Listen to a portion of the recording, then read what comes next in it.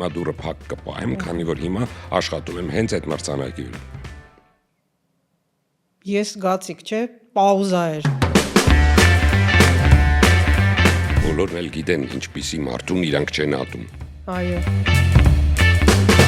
Այսօր արտակարգ ինչ-որ բացահայտումների օր էր։ Եթե դու ազնիվ ես արվեստիդ մեջ, ապա բիզնեսի հետ դա այլևս կապ չունի։ Մեր հյուրն է այսօր նկարիչ, քանդակագործ Արման Նուրը։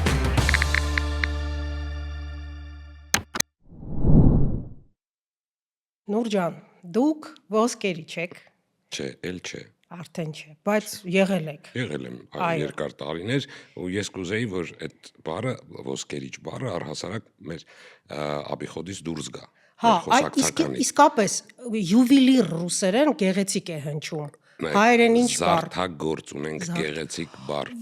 Զարդագործ։ Այո, լավ։ Եվ ոսկերիչ դա կոնկրետ մարդն է, որը աշխատում է կոնկրետ ոսկու հետ։ Ահա, ավելի արծաթագործ դա կոնկրետ մարդն է, որը աշխատում է կոնկրետ արծաթի հետ։ Իսկ զարդագործ այդ մարդն է, որը ստեղծում է զարդ։ Ահա, ուրեմն հարցս հետևյալն է։ Դուք եղել եք զարդագործ, քանդակագործ,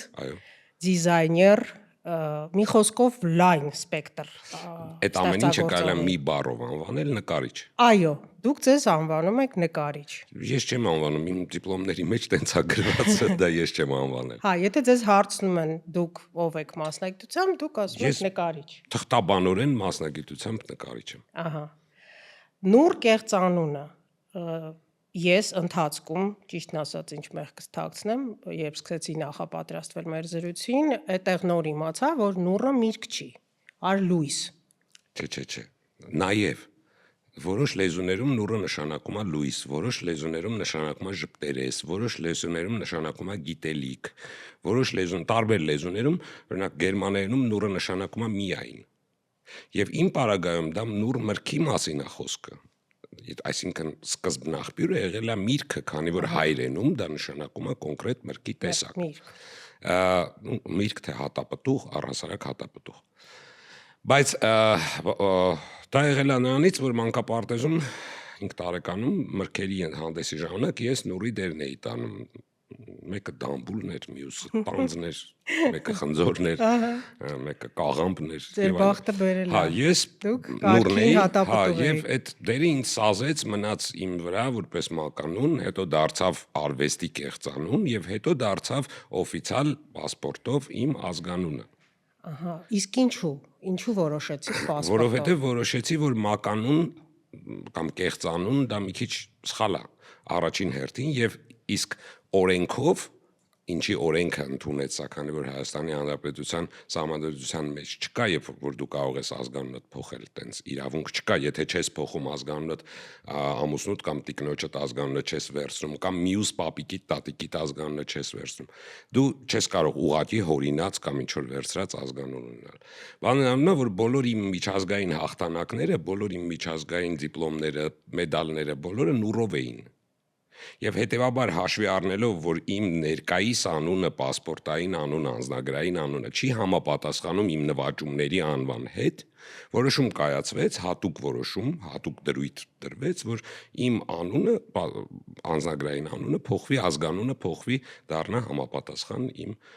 նվաճումների հետ, այսպես։ Այո։ Դուք համադրում եք բնական նյութերը շատ անսպասելի նյութերի հետ։ Դա համադրում էի, որ երբ որ զարդարում, հիմա արդեն չեմ անում դա։ Բայց կարող ենք խոսել դրա մասին։ Կարող ենք, իհարկե, անցյալի մասին միշտ կարելի է խոսել։ Մի քանի խոսքով, այո, շատ անսպասելի, հա, կրայի պատյան, փղի պոչի մազ եւ նմանատիպ նյութեր կային։ Սա նախ հետաքրքիր է, որտեղից եք դուք բերում այդ նյութերը։ Երբ որ սկսում ես ինչ-որ բանով հետաքրքրվել, այդ ամեն ինչը գալիս ինքը քեզ հասնում է ու կպնում է քեզ։ բոլոր իմ ընկերները, որոնք ճանապարհորդում էին, ու ես էլ էի պարզա ճանապարհորդում, բայց բոլոր իմ ճանապարհորդող ընկերները ինչ հետաքրքիր բան ու ինչ տարօրինակ բան տեսնում էին, բերում էին ինձ, եւ ինձ մոտ կուտակվում էր մեծ sense բազա էր կուտակվում, հիմա էլ կա շատ sense տարօրինակ նյութեր կա եւ ես էքսպերիմենտատոր եմ իմ տեսակով ցանկացած արվեստի արտահայտման մեջ, հետեւաբար ես էքսպերիմենտներ էի անում, փորձարկումներ էի անում, հաշվի առնելով, որ բնությունում բոլոր նյութերը բնության մեջ, բոլոր նյութերը իրար հետ համատեղ գոյություն ունեն եւ իրար հետ առնչվում են ներդաշնակ, հետեւաբար եթե արվեստի ամբողջ սկզբնանպատակն է բնության նման լինել, բնությանը արժանանալ, բնության կատարելությանը հասնել, ապա ես ուղիղ ճանապարհ ունեմ դա անել հնարավորինս նյութերի իրար հետ համադրելով։ Սա էր իմ նպատակը։ Այո։ Ձեր զարդերը կրում էին, ես պետք է հատ-հատ նշեմ, շատ լուրջ մարդիկ, Անդրեա Աղասի, Շեր, Մոնսերրատ Կաբալե, Մայա Պլիսեցկայա, Մադլեն Օլբրայթ, եթե չեմ սխալվում։ Շատ հետաքրքիր է, այդ ինչպես էին իրենք ձեր մասին իմացել։ Դե ես մասնակցում էի բազում ցուցահանդեսների, հաղթում էի շատ ցուցահանդեսներ, ասենք տասնյակներով հաղթանակներ ունեի միջազգային ցուցահանդեսների, համաշխարհային ցուցահանդեսների, հետեւաբար դա ինքստ ինքան քեզ դարձնում է հայտնի եւ ինքստ ինքան դարձնում է, որ դու ցանկալի ես մարդկանց համար, որ պատվեր տան, բացի դրանից իմ անսովոր մոտեցումը աշխատանքի նկատմամբ ինձ պետք էր պարտադիր այդ տվյալ մարդու հետ շփվել անձամբ, որպեսզի կարողանալ ստեղծագործել եւ սա զուտ այսպես PR խոտ չէր, սա իրականում այդպես էր աշխատում, ես պետք է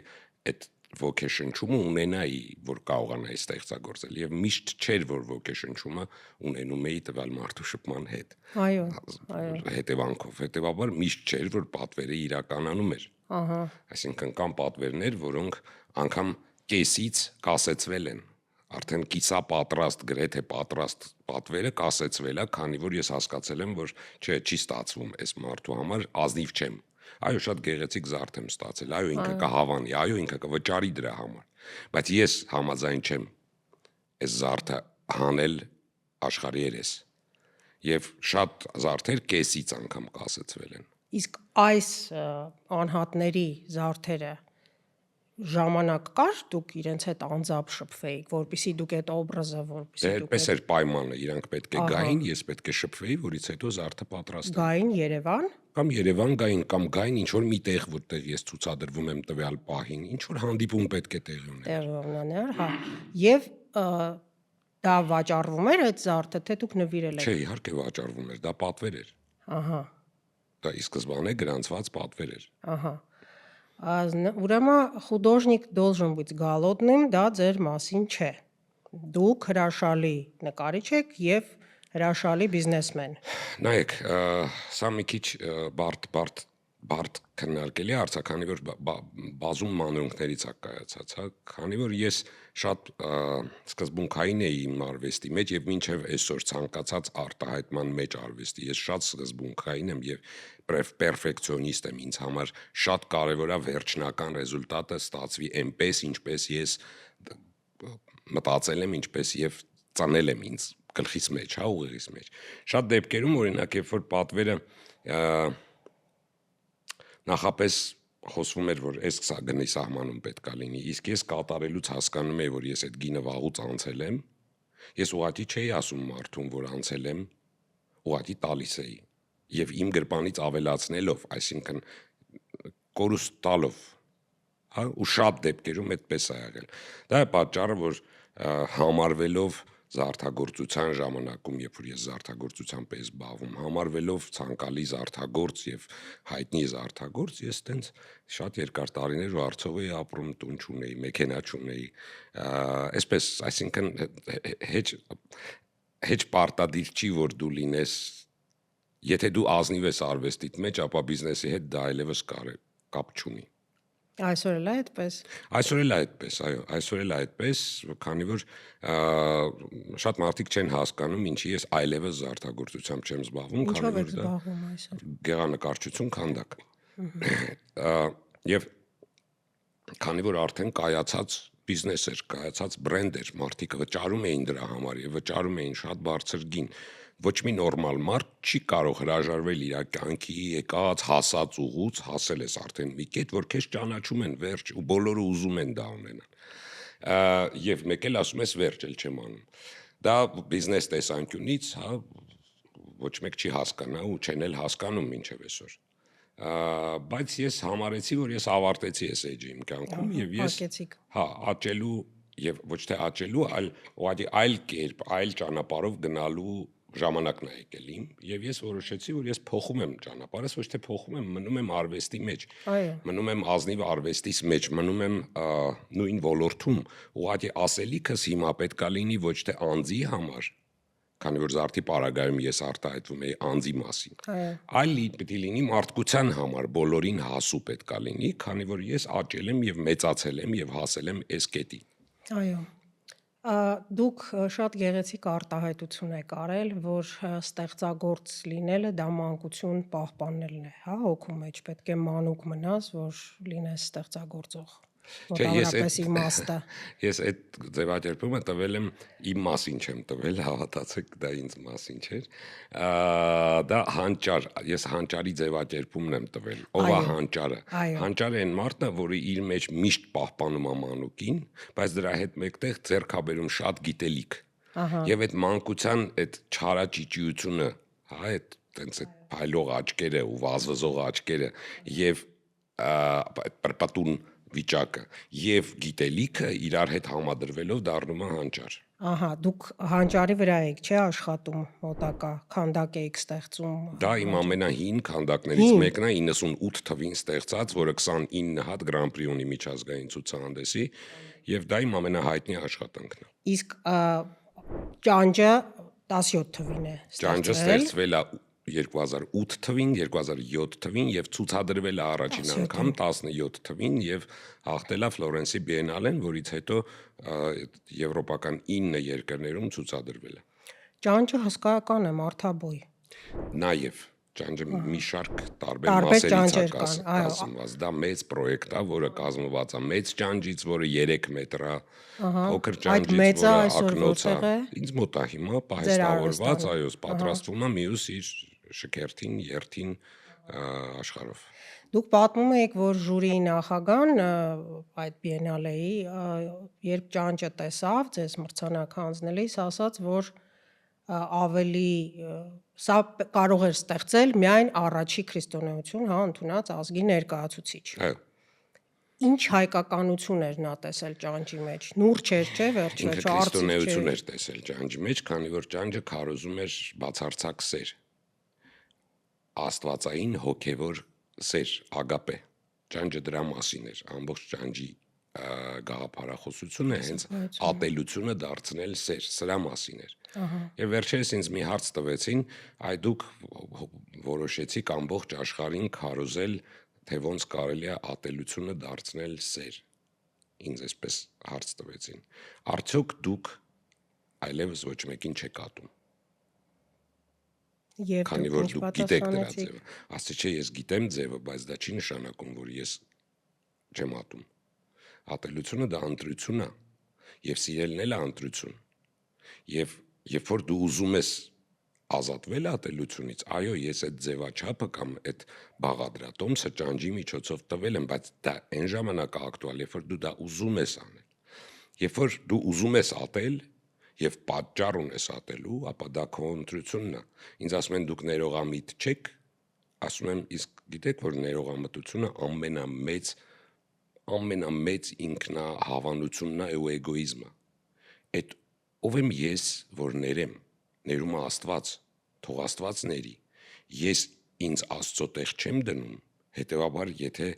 այդ մեծահոգի ներողամտությունը, այդ ձևական ներողամտությունը դա ուղղակի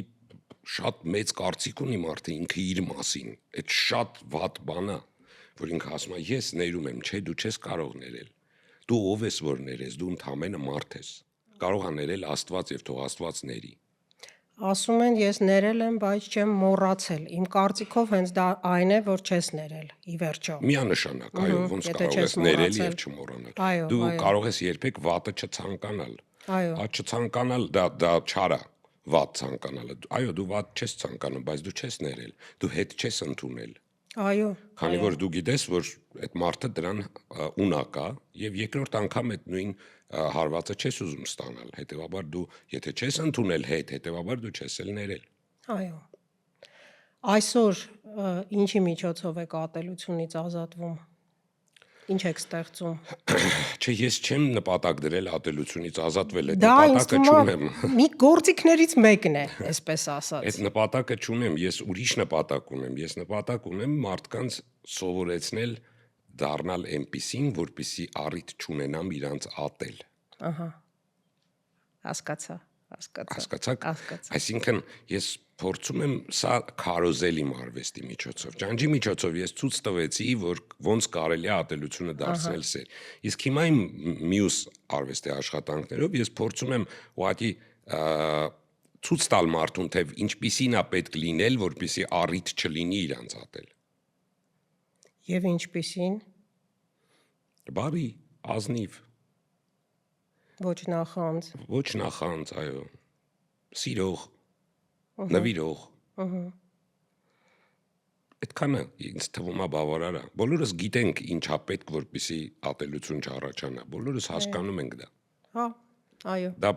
պարզ, այսպես բանալ Հասկանալն ու իրականացնելն է բարդ, կարծում եմ։ Սա է ընդհանրապես, սա ասելու չի, սա բոլորն էլ գիտեն ինչպիսի մարդուն իրանք չեն ատում։ Այո։ Եվ ինչպիսին իրանք պետքա լինեն, որ իրենց չատեն։ Այո։ Ինձ շատ հուզեց ձեր պատմությունը ձեր բալիկների մասին, որ դուք պատմեցիք, թե Միլանում, երբ աղջիկները տեսան խորհրդավոր ընթրիքը, որը դուք ավելի ռակուրսի առումով ձեզ համար ավելի առաջնային եք, քան Սիքսինյան կապելան, շատ հուզիչ էր եւ ես հասկացա, որ ձեր երեխաները բավականին զգայուն եւ ստեղծագործական հոգի ունեն։ Նրանք շարունակում են ձեր գործը։ Երկուսն էլ նկարչուհի են, ճարտարապետ, մեկը ճարտարապետ, մեկը նկարչուհի, արվեստաբան, ու ոչ միայն պրոֆեսիոնալ առումով են շարունակում իմ ճանապարհը, այլ նաեւ ապրելակերպով։ Այսինքն նույն ոճի մեջ են ապրում, սարեր, բնություն, պալատկա, սենց ինչ-որ պարապլանիրիզմ, բոլոր ինչ-որ սենց այս ամեն ինչը իրանց համար առաջնահերթ կարևոր է կոմֆորտից կամ չգիտեմ 5 աստղանի հյուրանոցից կամ չգիտեմ ինչից, սենց այդ նույն հասկացողությամբ ապրում եմ ես, սա նախասիրություններ են ուղղակի, ես կարող եմ տարեկան 10 օր գնալ Սևան իմ պալատկայով եւ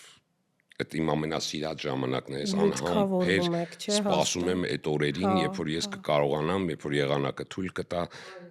ամբողջ տարին ինչ որ բաներ եմ այդ նպատակով առնում, պատրաստում, որ եսի կտանեմ Սևան, ես կանեմ, սրանով են կանեմ, սենց ու դա իմ համար շատ կարևոր է։ Բայց այդտեղ ինչա, սենց կուսակրոնի պես պիտի միայնակ լինեք։ Ցանկալի է որ միայնակ լինեմ, ես փնտրում եմ այդ տեղը, որտեղ ես կկարողանամ միայնակ լինել, բայց ցավոք սրտի շատ քիչ է հաջողվում, քանի որ կողքի ափերից իմանում են, որ ես այնտեղ եմ, մեկ էլ ցախ լցում են, հավաքվում են եւ դառնում է մեծ ուրախ,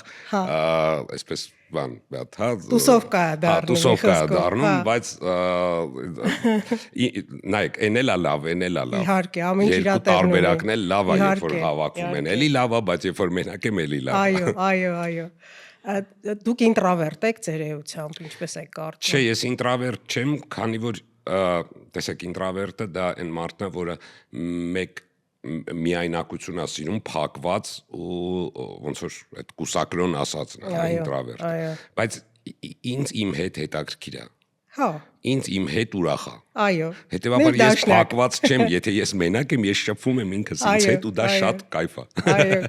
կայֆ։ Գիտեք, ես միշտ ինքս իմ մասին կարծել եմ, որ ես շատ արտահայտված էքստրավերտ եմ, բայց այս վերջերս ձեր օրն եմ ընկել, այսպես ասած, եւ հասկացել եմ, որ ես ինձ հետ լավ եմ զգում։ Երևի դա տարիքի հետ է միգուցե։ Չգիտեմ, տարիքի հետ եմ այդ բանը զգացել։ Չէ, նայեք, քանի որ իմ կյանքում շատ են մարդիկ։ Իհարկե։ Իմ արվեստանոցը միշտ լեփ-լեցուն է մարդկանցով, ամեն երեկո այնտեղ մեծ քանակությամբ մարդիկ են։ Դրա համար դուք գիշերն եք աշխատում։ Ես գիշերն եմ աշխատում, այո, այտենց շատ է իմ կյանքում անցուդարձը եւ դա իմ ընտրությունն է։ Այո, Այո։ Ես եմ ուզել, որ տենց լինի, երբեմն դրանից հոգնում ես եւ երբեմն պետքա լռես։ Եվ այդ իսկ պատճառով ժամանակին օրինակ գնում էի Վրաստան, Կվարելի կախեցայում Կվարելի Lake, տենց մի հատ բան կա, լիճ կա, այդ լճի ափին մի հատ փոքրիկ հյուրանոց կար, հիմա մի քիչ մեծացրել են, էլ չի դուրս գալիս, քանի որ տենց դարձրել են 5 աստղանյոթ։ Այդ կամերայնությունը դուրս է եկել։ Այդ կամերայնությունը ինձ շատ էր դուր գալի, գնում էի այնտեղ լռելու, եւ այնտեղ գիտեին, որ եթե ես գալիս եմ, ոչ մի հարց ինձ չպիտի տան, հարցը պիտի ձևակերպեն այնպես, որ ես գլխով պատասխանեմ այո կամ ոչ, եւ ես գնում էի այնտեղ 4-5 օր լռում էի, աշխատում էի, նկարում էի եւ գալիս էի։ Սա իմ այսպես բաններ, փախուստներ, հա, որից հետո դառնում էի նորից ես։ Բայց հիմա քանի որ այդ հյուրանոցը տենց ձևափոխեցին մի քիչ շատ գեղեցիկ է, շատ ֆանտաստիկ հյուրանոց է, բայց այլ լռելու տեղ չի, այլևս լռելու տեղ չի։ Ժալու տեղ է։ Հիմա ես փախնում եմ Կիպրոս։ Ահա։ Կիպրոսում Այնտեղ էլ բայց Չէ, Կիպրոսում մի հատ տուն եմ գտել, որը ծովի ափին է եւ մոտակա բնակ մարդ էակը 17 կիլոմետր շարավիղի վրա է։ Այսինքն մարդ չկա, ես եմ, ծովնա Գտել եք Սինյոր Ռոբինզոնի կետը։ Այո։ Ու հիմա ինձ պետք է լինում 10-ից 12 օր, որպեսզի տարեկան ես փախնեմ այդտեղ։ Այդ տունը նախապես ես բրոն եմ անում այդ տունը, որ այդ ժամանակաշրջանը, որ ես պետք է գնամ ազատ լինեմ, ոչ մեկ չգրավի, այո։ Գնում եմ այնտեղ եւ նախորոք առնում եմ ուտելիք, 12 օրվա ջուր եւ այլն, ինչ որ ինձ պետք է, եւ այսպես Այդտեղ լռում եք, հանգստանում եք, թե նաև աշխատում եք։ Ոչ մի բան չեմ անում, միայն լռում եմ ու հանգստանում եմ։ Այնտեղից գալիս եմ, վրանս վերցնում եմ, վրանի սաղ պարագաները վերցնում եմ ու գնում եմ Սևան արդեն աշխատելու։ Ահա։ Այնտեղ դնում եմ էտյուդնիկներս, ներկերս եւ սկսում եմ Սևանի ափին աշխատել, բայց երկու այդ ժամանակաշրջանն էլ խայտարակ կարևոր են իմ համար։ Այդ լռությունից հետո գալիս է Սևան ու եթե մարդիկ գալիս են, արդեն չի խանգարում։ Հա, իսկ դա կոնկրետ տարվա ժամանակներ են։ Ամռանը եւ աշնանսկիզբը, երևի թե։ Այո։ Դուք պատմել եք, որ ձեր հայրը չէր խրախուսում ձեր արվեստագետ ստեղծագործող լինելը։ Շատ փափուկ ասված չէր խրախուսում, իհարկե ինքը այսպես կատեգորիկ դեմ էր։ Ինչու՞։ Նայեք, մեր ազգում երբեք ամբողջ ազգում տակում երբեք չի եղել արվեստագետ։ Ոչ մայրիկիս կողմից, ոչ հայրիկիս կողմից։ Եվ ես ոնց որ սպիտակ ագրավը լինեի այդ ընտանիքում, այդ ազգում ծնված, եւ շատ վախենալու էր, քանի որ չգիտես դա ինչ է, հա, քեզ համար դա նամանավանդ խորհրդային շրջանում դուք վստահ եմ կհիշեք, նկարիչը տենց միրուքով, կեղտոտ, վատ հագնված, բան դերասան կաֆեում, չէ, բանի անպայման պորտվեին խմող մի երևույթ էր, հա։ Եվ հայրս հենց այդ ձևել ձևակերպում էր, ասում էր դու դառնալու ես միրուքով, դարձա Միրուքովի դեպ ինքը ճիշտ էր այդ առումով դառնալու ես Միրուքով սոված դերասան կաֆեում պորտվեին էժան պորտվեին խմող մեկը եւ ես քո ընտանիքը չեմ պահելու, ես միշտ չեմ լինելու, այսպես ծնողական մտահոգություն էր դա, ոչ ավելին, որը կարող եմ հասկանալ, ինքը այդպես էր պատկերացնում, հա, կյանքը այդպես էր պատկերացնում իրականությունը եւ ես չեմ կարող մեղադրել որովհետև մեծ հաշվով իմ կայացածությունը դա նորմայից դուրս է, չէ՞։ Իհարկե։ Դա նորմա չի։ Մեծամասամբ նկարիչները հենց այդպիսին են կան, այսինքն առանց գումար, առանց հնարավորություններ, էժան պորտվեին խմող եւ մեծամասամբ տենց հա դասավորվում կյանքը։ Եվ դա ես չեմ ասում, որ վատ է, մարդիկ նվիրալ են իրանց արվեստին եւ իրենց համար կարեւոր չէ նյութականը։ Ես էլ եմ նվիրալ իմ արվեստին, բայց իմ մոտ կայանում է նաև նյութականը, որ թույլ է տալիս ինձ լինել բարեբախտաբար, բայց մեծ սիրով նկարիչների հետ նստում եմ, էժան պորտվեին եմ խմում, շատ մեծ սիրով, գոլեգաներիս հետ մեծ սիրով եւ սիրում եմ շատ էժան պորտվեինի։ Ահա։ Բայց ես թունավորվել եմ ու արդեն չեմ սիրում։ Բայց հայրիկիս մտահոգությունն էր, որ ես այսպես սպիտակ ագրավեմ եւ ինքը ամեն ձև ինձ խոչընդոտում էր, ամեն կերպ խոչընդոտում էր։ Ասենք գալիս էի տուն ներկերես ու վրցիններս չկան, շփոթվել են։ Դուք ո՞ր տարիքից զգացիք, որ դուք ուզում եք այս ոլորտը։ Ինչքան որ ինձ հիշում եմ 2-3 տարեկան։ Նկարում էի։ Նկարում էի, հա։ Հա, եւ նա նկարում էի, վերցնում էր քանդակում էի, ամեն ինչ անում էի։ Նայեք, բոլոր նորմալ երեխաները, երբ որ դուրս էին գալի դուրս խաղալու, ասենք ֆուտբոլ խաղալու, ես դուրս էի գալի դուրս ու փետերից, քարերից, ինչ որ բաներ էի սարքում, հա։ То есть այդ իմ խաղը դա էր։ Այո, այո։ Այսինքն ես ամեն ինչից ինչ որ մի բան սարքում էի ու ինձ համար կարևոր չէր այս ծիրանի կորիզա թե ինչա, ես անպայման անսովոր մի բան կսարքի։ Ոչ թե այն Դա շինանյութ էր, էլի ձեզ համար։ Քարի քսելով բան սվիշտոկ կսարքի, այլ կսարքի մի ուրիշ բան, որը ոչ մեկ մինչև այդ չէր արել, հա, սենց ինձ համար դա այդպես էր հետաքրքիր։ Եվ առհասարակ ես շատ չար երեխա եմ եղել, շատ ակտիվ, խայտարակ ակտիվ, բայց երբեք իմ չարությունը չի եղել չար։ Երբևէ ես վնաս չեմ տվել իմ չարությունը։ Սազիդացիլ չարություն անող։ Հա, այսինքն ես անընդհատ ինչ որ մի բան մոգոնում էի, այսպես ասած, հա, բառը շատ սազում ա, իր համար եմ կիրառում։ Գիտեմ, որ հորինում էի, բայց մոգոնում էի ավելի ասազում էս բառագայում։ Բայց ինքը միշտ հետաքրքիր էր ու միշտ ուրախ էր։ Օրինակ դպրոցի տարիքում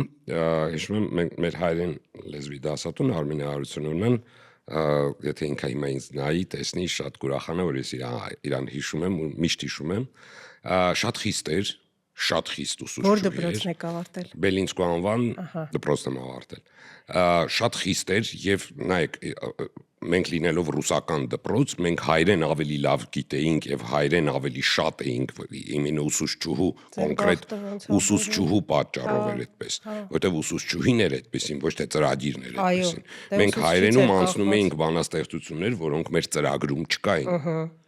Եվ հայկական դպրոցի ծրագրում չկային, մենք ստիպված, մեզ ստիպում էին, որ մենք դա սովորենք եւ մենք դա իմանանք, հա։ Եվ ինքը շատ խիստ էր եւ մի օր գարնանային, ասես լավ արևոտ օր, ես որոշեցի, որ կազմակերպում եմ, որ ամբողջ դասարանով դասից փախնենք։ Բայց դա պետք է անեինք գեղեցիկ։ Ես չէի կարող դա անել ուղղակի տրադիցիոն դասից փախնել։ Ինչպես էր դա։ Ես որոշեցի, որ ես մի թղթի վրա բանաստեղծություն եմ գրում, թե ինչի ենք մենք դասից փախել, եւ հայրենով, եւ ուղարկում ենք ուսուցչուհուն հայոց լեզվի, որի դասից մենք փախել ենք։ Մոտավոր հիմա իհարկե 42 տարի անցել է դորբանից, հիմա մոտավոր կհիշեմ տեքստը, մոտավոր գրել է էսենց գարուն է բացվել, տերևները ճղերից դուրս են պրծել, արև են տեսել ու զարմացել, մենք էլ մի տերև մեր ճուղ դպրոցից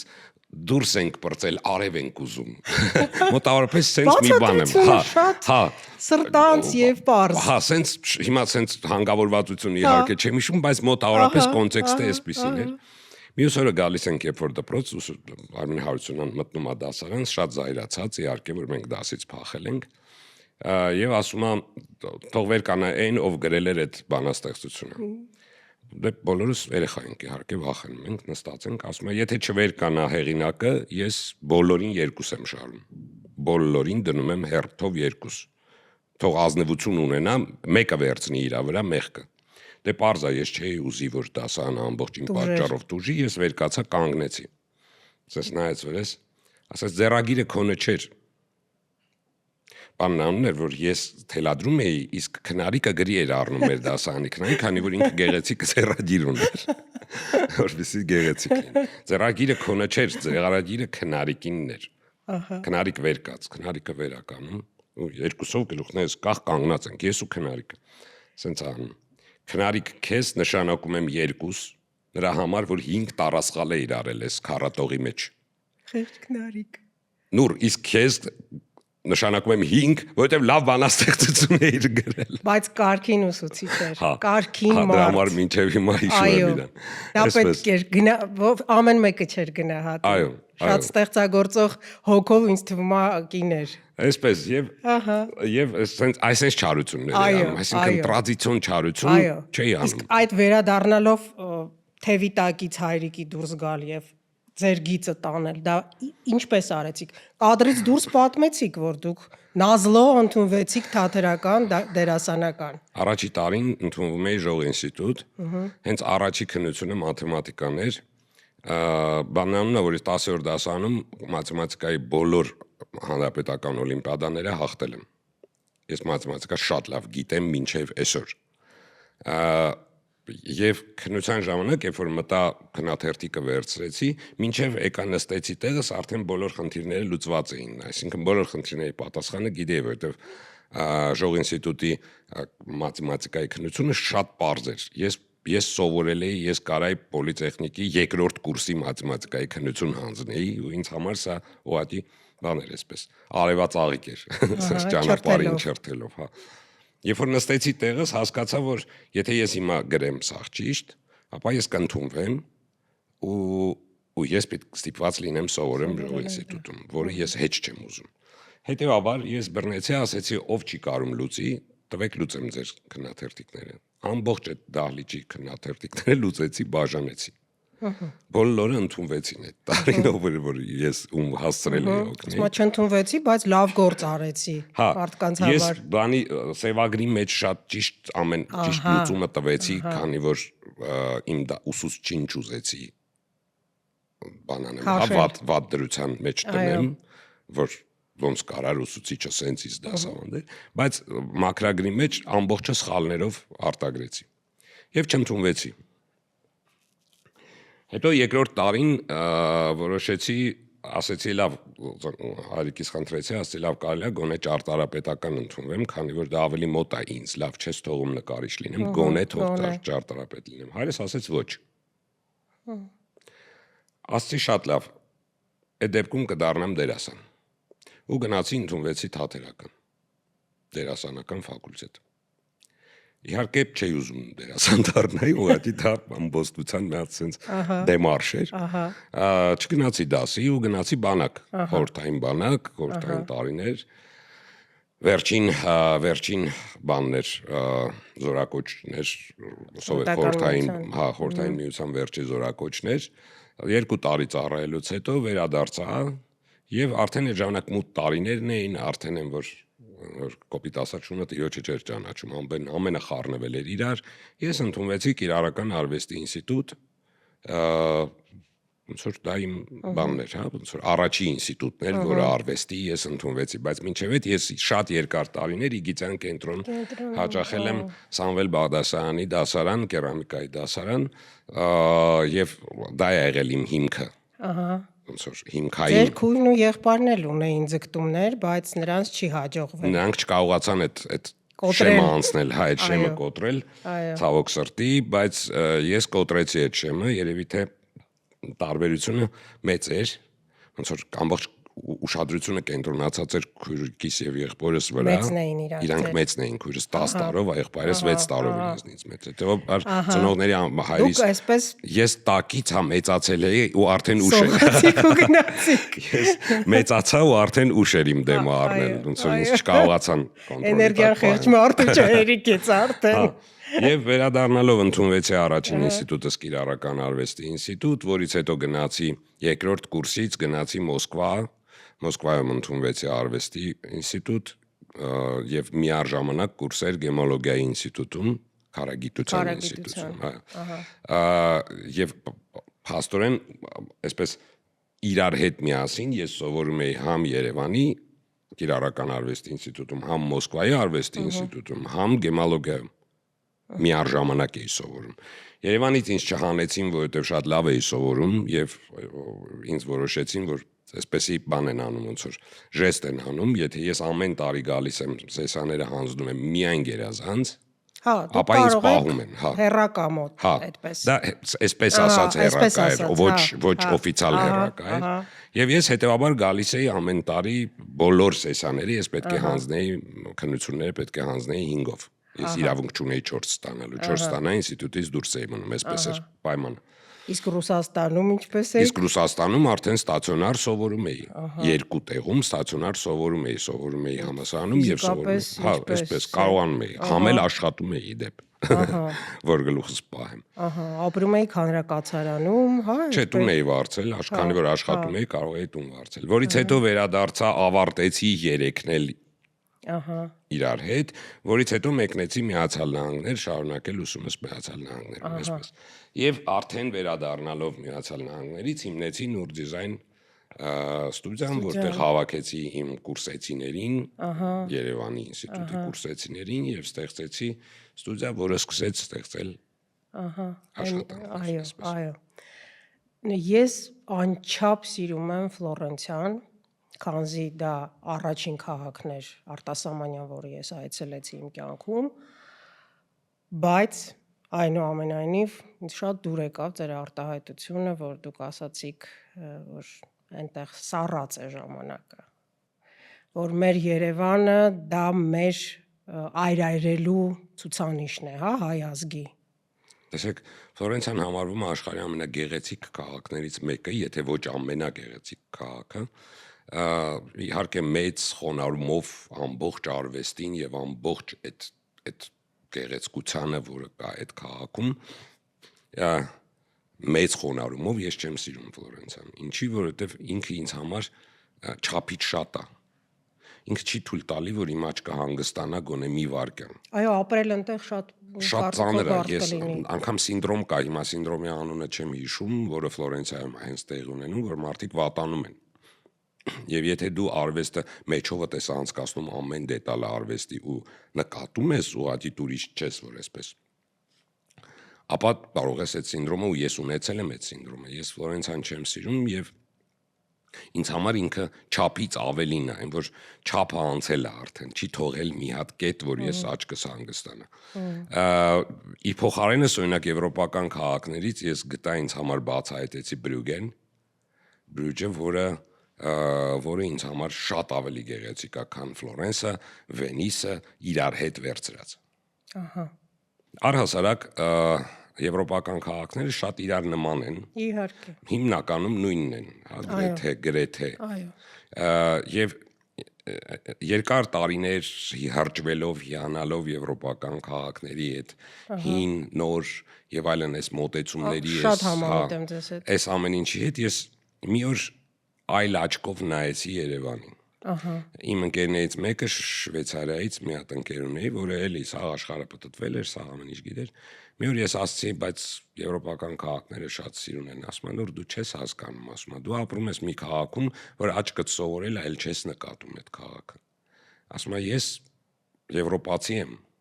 եւ պարզա, որ ես պետք է ասեմ, որ Եվրոպայից ես տենց չեմ ասում, քանի որ Երևանը ոչ մի բանի նման չի։ Երևանը այն քաղաքն է, որը ոչ մի քաղաքի նման չի։ Երևանի ցանկացած կետում դու ֆոտո ես լնում, դու գիտես, որ դու Երևանում ես, եվրոպական քաղաքում ֆոտո ես լինում, ու չգիտես, որ մեկն է քաղաքներից, եթե չկա կոնկրետ ինչ-որ մի հատ զնակովի շենք, հա, կամ շինություն։ Հասարակ փողոցում նկարվում ես, կարաս ասես, կարող է Ֆլորենսում լինի, կարող է Վենիսում լինի, կարող է, չգիտեմ, Հռոմում լինի, սա կարա Բուդապեշտում լինի, կարա Պրագայում լինի, կարա որտեղ ասես լինի։ Իսկ Երևանը միանշանակ է, ինքը իր դեմքը ունի, ինքը իր ոճը ունի, իր տեսակը ունի։ Եվ ի փառք եւ ի պատիվ Թամանյանին, որը հորինեց նոր տեսակի քաղաք, որում մենք ապրում ենք։ Դուք կավելացնեիք, բայց այստեղ մի բան կամ Ինքը կփոխեիք։ պետք է ավելանա, իհարկե, քաղաքը պետք է աճի, պետք է ավելանա, ուղղակի այս ընկալումով պետք է ավելացնողները ավելացնեն։ Այս հասկացությամբ, որ մենք ունենք ձեռագիր քաղաքի, եւ այդ ձեռագիրը պարտավոր ենք պահպանել։ Մենք կարող ենք զարգացնել, ժամանակակից ավելի դարձնել, բայց ձեռագիրը չփոխելով։ Ահա։ Այո։ Եթե ձեզ այսպես ֆանտաստիկ սիտուացիա պատկերացնենք, ձեզ հանձնարարեին ստեղծել Մայր Հայաստան արձանը այսօր, ինչպեսին կլիներ նա։ Չեմ ուզի փոխել ոչինչ, քանի որ ինքը արդեն ընկալված Մայր Հայաստանը, ուղղակի գիտեմ մի պատմություն Մայր Հայաստան արձանի հետ, որը չգիտեմ անգամ բացարձակ ճշմարտություն է, թե բայց դրա հետ մեկտեղ կարող եմ որպես քանդակագործ ասել, որ այո ճշմարտություն է, այդ իսկ պատճառով հիմա կպատմեմ այդ պատմությունը, երևանցիներից շատերը դա չգիտեն։ Մայր Հայաստան արձանը ի սկզբանե կառուցվել է, տեսեք, ձեռքերի դիրքը, հա, այսպես է, չէ՞ հիմա։ Ի սկզբանե կառուցվել է ձեռքերի դիրքը այսպես, այսինքն ինքը այդ իր թուրը այսպես է բռնած եղել եւ այսպես է հանել այդ պատյանից։ Այո։ Երբ որ ու դա հաստատվել է, Մոսկվայում էին այն ժամանակ հաստատում նման մեծ կառույցները, հաստատվել է, տեղադրվել է արձանը եւ Մոսկվայի կոմիսիան հասկացել է, որ հերվից սա խաչ է նայվում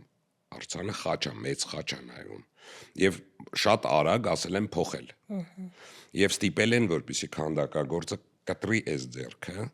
եւ տեղափոխի այս դիրքով դնի։ Եվ հիմա եթե հետևի կողմից, ես որպես քանդակագործ եմ ասում, հետևի մասից մանումենտի մեջից գնաք Մայրարցանի հետևի այդ հատվածը ձեռքի նայեք, ապա կտեսնեք, որ այդ կտորների դրապիրովկան ինքը չի համապատասխանում մնացած կտորների, ինքը ուղղակի վրայից կպցրած փակած բան է, ոնց որ հատված է։ Եվ արդեն չգիտեմ արժե նորից հետ փոխել ի սկզբանե դիրքին, թե թողնել նույն ձև, քանի որ սա էլ է պատմություն։ Իհարկե։ Բայց ես սիրում եմ այս պատմությունը պատմել տուրիստներին կամ իմ ընկերներին, քանի որ սա շատ գեղեցիկ պատմություն է, Եվ կարևոր։ Բայց կփոխեիք այսօր։ Էդ եմ ասում, չգիտեմ կփոխեի թե չէ, քանի որ սա արդեն պատմություն է, որը արժեք ունի։ Այո։ Դուք բազմաթիվ մրցանակային քանդակների հեղինակ եք։ Ոսկե ծիրանը, հա, ասեմ, որ շատ հայտնի է։ Եթե այսօր ձեզ պատվիրեին մի մրցանակի քանդակ, որը կկոչվեր լավագույն հայ, ինչ տեսք կունենար այդ լավագույն հայը։ Տեսեք, սխալ է պատմել աշխատանքի մասին, որը դեռ արված չի, քանի որ դա նշանակում է վառել իդեան նախապես եւ թույլ տալ ինչ որ մի անպարկեշտ մարդու գողանալ քո իդեան։ Եվ այդ պարագայում ասում է, եթե չես ուզում որ քեզնից գողություն անեն, դուրը փակ պահի, այդ իսկ պատճառով ես հիմա դուրը փակ կպահեմ, քանի որ հիմա աշխատում եմ հենց այդ մրցանակի վրա։ Ես գացիկ, չէ, պաուզա էր, ես լռեցի, հենց այդ մրցանակի։ Լավ, մի փոքր սպոյլ, կենթանի է, թրջուն է, միջատ է, մարդ է, մի փոքրիկ, մի բանով մեզ հուշեք։ Չեմ ասի։ Չեմ ասի։ Լավ, իսկ մի ուրիշ հաճույք մենք ըմբոշխնենք, ձեր one line-ով մի բան մեզ կնկարեք։ Մեծ սիրով։ Օրինակ կարող եք նկարել մեր հարցազրույցը։ Ինչ կերպար է ձեզ համար։ Չէ, ես հիմա ավելի ճիշտ կլինի նկարեմ այդ լավագույն հայը, բայց ոչ այն, որ անում եմ հիմա։ Ահա։ Ալտերնատիվ տարբերակ։ Այս բահի դրությամբ իմ եկած միտքը լավագույն հայի մասին։ Բրավո, շատ սպասում ենք, ինչ կտեսնենք։ Բարդ պայմաններում եք ստիպված աշխատել։ Դե գիտեք, Պագանինին էլ մի Ասма безложной скромности։ մի ստրունայով էր նվագում։ Որ իմանայի, որ սենց առաջադրանք եմ ունենում, իհարկե մարկեր կբերեի, որպեսզի արագ ավելի բան լիներ աշխատանքս։ Ես պիտի երևի ձեզ նախորոք հարցնեի։ Որ ավելի Պարզ Երևան մարկերով անեի,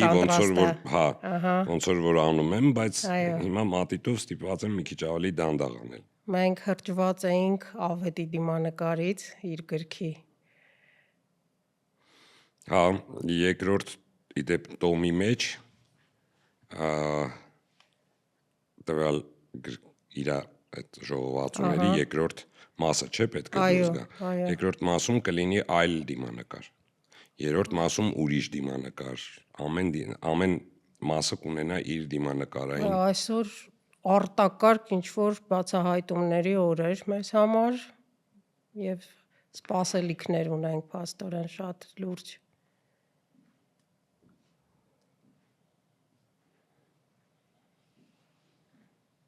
Իսկ որոշել եք արդեն ում եք տալու մրցանակը։ Չէ, դեռ չեմ որոշել։ Եկեք շարունակենք այս։ Չէ, եկեք քաղաքականացնենք այսօրվա երեկոն։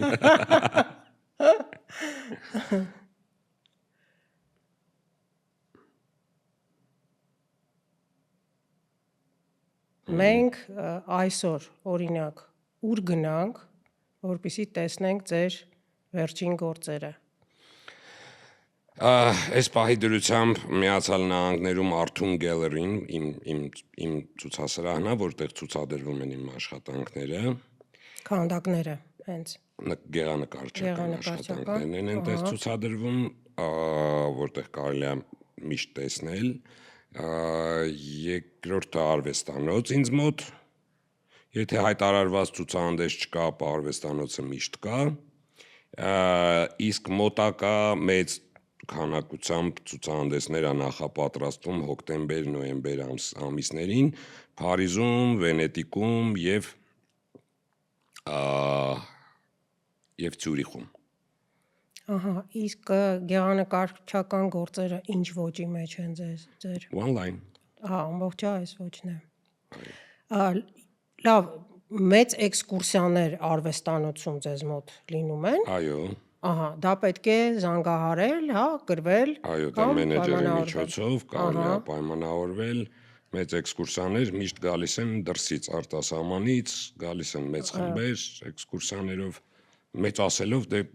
արվեստանոց անցայլած Այ մաքսիմում քանի դե ամենաշատը եղել են 26 հոգի, որ ահա, դա էլ քիչ չի, ես ձեզ ասեմ։ Եվ մնաց ավել դեպքերում ես խնդրում եմ, որպեսզի դահլիճ վարձեն, որտեղ ես կանցկացնեմ սեմինար, որտեղ ավելի շատ չեմ կարող տեղավորել իմ արվեստանոցում։ Ահա։ Եվ նախորոք ինչքան պետք է գրանցվենք։ Դե ամեն ամիս կան այդ էքսկուրսիաները։ Չէ, ամեն ամիս չկան, հիմնականում ամառային շրջաններում են, ամառվա շրջաններում են լինում,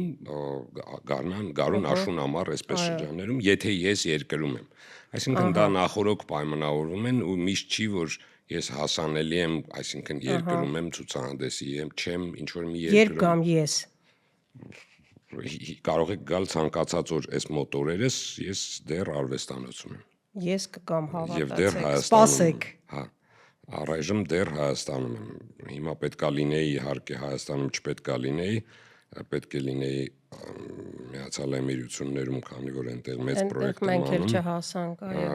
Մեծ աշխատանք եմ միատանում, ընթացքում է աշխատանքը, բայց քանի որ սկսվեց այս Իրարանցումը, այսպես իրարանցումը, հա, անվանենք։ հիմա ես Հայաստանում եմ ու մինչև աշուն պիտի որ լինեմ Հայաստանում, Ահա։ այսպես։ Մոտակա 2 շաբաթը 100%-ով եք 100%-ով Հայաստանում եմ, նկարեցին։ Սպասեք իմ զանգի։ Ցենց այն ինչ որ եկավ, այն ինչ որ ստացվեց։ Այս պետքա հետո մի հատ երկար ուսումնասիրենք եւ Խնդրեմ։ շնորհակալություն։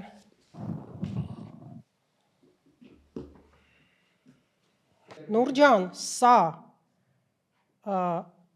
կոնկրետ մարդ է, ոնց եք։ Չէ, սա էմոցիա է։ Էմոցիա։ Տվյալ պահի եկած էմոցիան է, գիծը ինքը գնում է, նայեք, ինչ եմ ես նկարում մեկ գծով։ Քանի որ մեր ուղեղի նեյրոնային կապերը ամեն պահ տարբեր ռիթմով ու տարբեր հաճախականությունով են աշխատում, չէ, դրանով փոփոխվում է մեր էմոցիան, մեր տրամադրությունը, մեր